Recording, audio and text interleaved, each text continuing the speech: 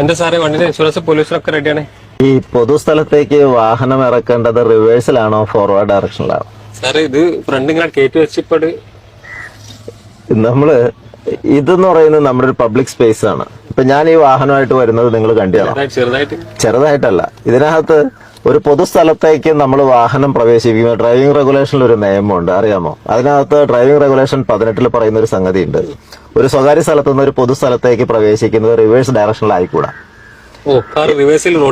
റോഡിലെ റിവേഴ്സ് ഓടിക്കരുതെന്നുള്ളത് മാത്രമല്ല, നിങ്ങളുടെ ഒരു പ്രോപ്പർട്ടിയിൽ നിന്ന് പൊതുസ്ഥലത്തേക്ക്, ഇത് പൊതുസ്ഥലമാണ്, അത് പ്രൈവറ്റ് നിങ്ങളുടെ സ്ഥലമാണ്, അവിടെ നിന്ന് പുറത്തേക്ക് ഇറങ്ങുന്നത് ഒരു പ്രൈവറ്റ് സ്ഥലത്ത് നിന്ന് ഒരു പൊതുസ്ഥലത്തേക്ക് ഇറങ്ങാം.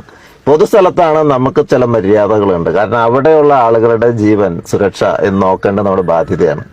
അപ്പോ നമ്മൾ എന്താ ചെയ്യേണ്ടിയിരുന്നത്? വാഹനം കയറ്റിയിടുന്ന സമയത്ത് നമുക്ക് റിവേഴ്സിൽ അങ്ങോട്ട് കയറ്റിയിടണമായിരുന്നു. അപ്പൊ റിവേഴ്സിൽ നിങ്ങളുടെ സ്ഥലത്തേക്ക് കയറ്റുന്നതിന് കുഴപ്പമില്ല. പക്ഷെ അപ്പൊ നിങ്ങൾക്ക് എടുക്കുമ്പോൾ ഫ്രണ്ട് എടുക്കാമായിരുന്നു. മാത്രമല്ല, നിങ്ങൾ റോഡിലേക്ക് കയറുന്ന സമയത്ത് നിങ്ങൾക്ക് ഈ റോഡിൽ കൂടെ വാഹനങ്ങൾ വളരെ കൃത്യമായിട്ട് കണ്ട് നോക്കിയെടുക്കാം. റിവേഴ്സ് എടുത്താൽ നിങ്ങൾ ഈ വാഹനം ഒന്നും കാണൂല. നിങ്ങൾ പ്രവേശിക്കുന്നത് വരെ റോഡിലേക്ക് വാഹനം റിവേഴ്സിൽ വരും.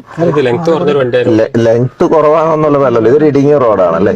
ഒരു വാഹനം എടുക്കാനുള്ള ഒരു നിയമം പറയുന്നത് എന്താണ് എന്നുള്ളതാണ്. നിയമം എന്തിനാണ്? നമ്മുടെയും നിങ്ങളുടെയും സുരക്ഷയ്ക്ക് വേണ്ടിയിട്ടാണ്. ഈ വാഹനം എടുക്കേണ്ടത്, പൊതുസ്ഥലത്തേക്ക് വാഹനം എടുക്കേണ്ടത് ഇങ്ങനെയല്ല. അതാണ് നമ്മൾ അറിയേണ്ടത്. പൊതുസ്ഥലം എന്ന് പറഞ്ഞാൽ അവിടുത്തെ സുരക്ഷ എന്നുള്ള ഒരു ഡ്രൈവറുടെ ഉത്തരവാദിത്തമാണ്. പറഞ്ഞു വരുന്നത് ഒരിക്കലും റോഡിലേക്ക് റിവേഴ്സ് എടുക്കരുത് തന്നെയാണ്. റോഡിലേക്ക് റിവേഴ്സ് എടുക്കരുത് ഡ്രൈവിംഗ് റെഗുലേഷൻ 18 പറയുന്നു. പൊതുസ്ഥലത്തേക്ക് വാഹനങ്ങൾ റിവേഴ്സിലല്ല എടുക്കേണ്ടത്. നിങ്ങൾ കയറ്റിയിടുന്ന സമയത്ത് റിവേഴ്സിൽ കയറ്റിയിടാമായിരുന്നു. അപ്പൊ എടുക്കുമ്പോൾ അതാണ് ശീലങ്ങൾ ഉണ്ടാകേണ്ടത്. ഓക്കെ, തീർച്ചയായിട്ടും ഉണ്ട്. അല്ല, നിങ്ങൾ ആ റോഡിൽ ഒരു വാഹനവും കാണാതെയാണ് വണ്ടി നിങ്ങൾ പുറത്തേക്ക് ഫുള്ളായിട്ട് വരുന്നത്. ഡ്രൈവർ വരുന്നത് വരെ വാഹനത്തിന്റെ വാല് പുറകിലേക്ക് വരുമല്ലോ. തീർച്ചയായിട്ടും അതുവരെയുള്ള വാഹനങ്ങൾ നിങ്ങൾ കാണുന്നത് തന്നെയില്ല. പലപ്പോഴും അപകടങ്ങൾ ഉണ്ടാകുന്ന അവിടെയാണ്.